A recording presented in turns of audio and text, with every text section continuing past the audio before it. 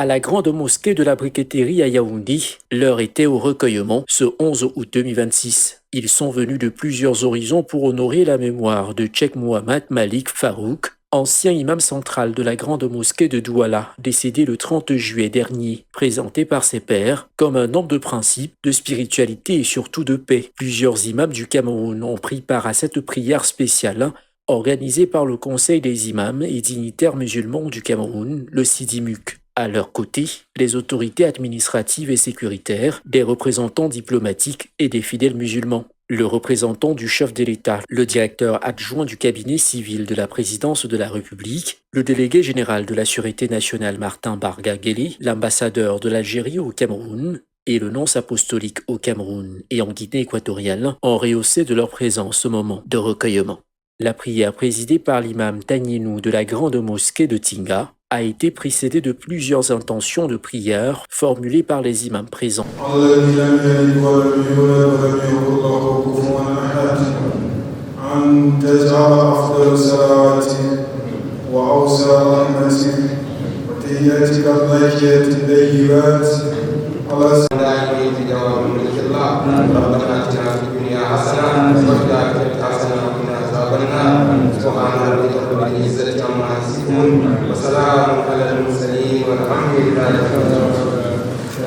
Des prières se sont ainsi élevées pour le repos de son âme, mais également pour la paix au Cameroun et pour la relève au sein de la communauté musulmane. La sécurité et la sûreté. اللهم إنا نسألك جوامع الخير في هذا المكان اللهم إنا نسألك جوامع الخير Du bien dans cet endroit où nous sommes réunis et la synthèse de tout ce qui est bien pour notre pays.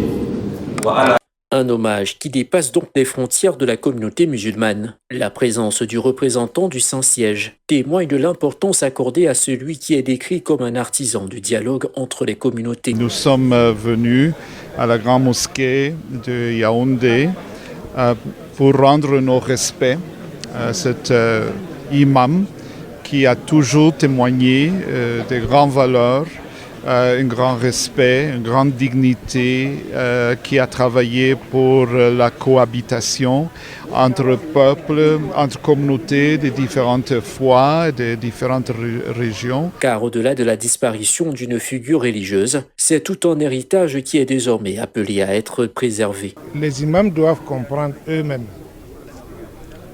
que c'est l'œuvre de l'homme qui définit qui il est.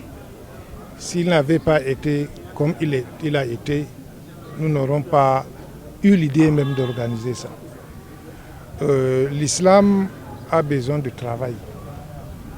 L'islam, comme toutes les religions, les autres religions sont quand même en avance sur nous.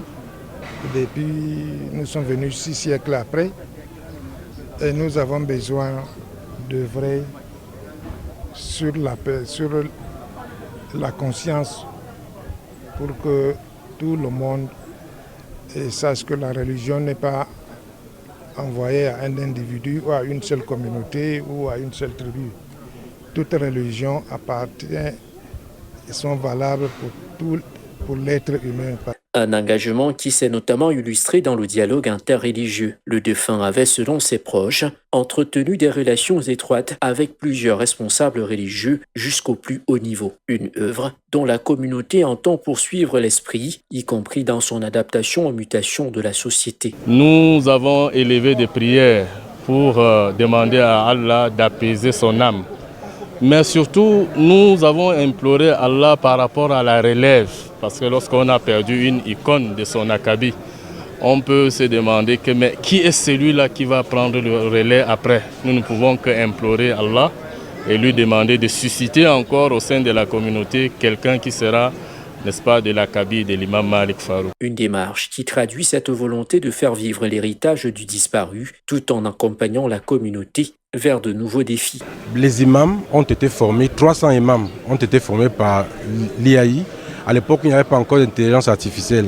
Et nous sommes en train de préparer avec le SIDIMUC un programme de formation de ces mêmes 300 imams et bien d'autres pour un meilleur usage de l'intelligence artificielle. Cela va permettre de mieux travailler, de mieux optimiser le rendement de ce travail important de sensibilisation des musulmans pour leur arrimage à la modernité. Et l'IAI, partenaire du CIDUMUC, sera toujours là auprès du docteur Moussa pour continuer ce beau travail. De la prière pour le repos de l'âme de Cheikh Mohammed Malik Farouk à celle formulée pour la paix, la prospérité et le vivre ensemble, la cérémonie aura finalement été bien plus qu'un hommage. Elle aura rappelé l'héritage d'un homme, présenté comme un bâtisseur de passerelles dont la communauté est désormais appelée à faire vivre les valeurs de paix, de dialogue et d'unité.